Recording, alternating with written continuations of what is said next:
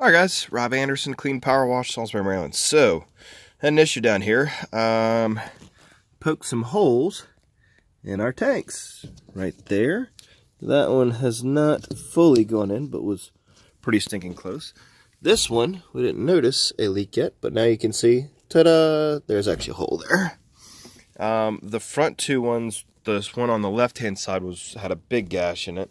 And the one on the right, after I fixed the one on the left, the one on the right started leaking. So we've had this, it's a 550 or 525 leg tank. Show you the whole thing here. So, two things. One, we realized again that it was shifting side to side, so we've got two more of these coming, and we're going to put one over here and one on the other side. The other thing that I decided to go ahead and do today is took a grinder, and instead of that being a really, really sharp point, which was able to easily puncture it when it was going back and forth, by doing that, one, I don't have to drill new holes. I was going to originally move the whole thing, but again, I cut it off and then used our, wherever it is, down there, I had our Sawzall, but also used our angle grinder on it.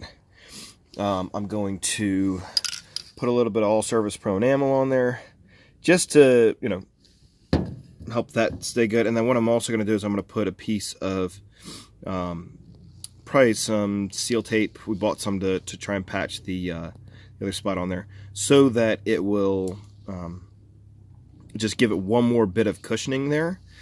Again, once we get the other brackets in there on the sides, that'll also stop it. And we won't be putting it right here where the actual straps are. We'll put it on the middle leg, so that way that'll stop it from moving side to side as well. That'll just, I think we paid 30 or 40 bucks each, or it might have been 20 bucks, I don't know.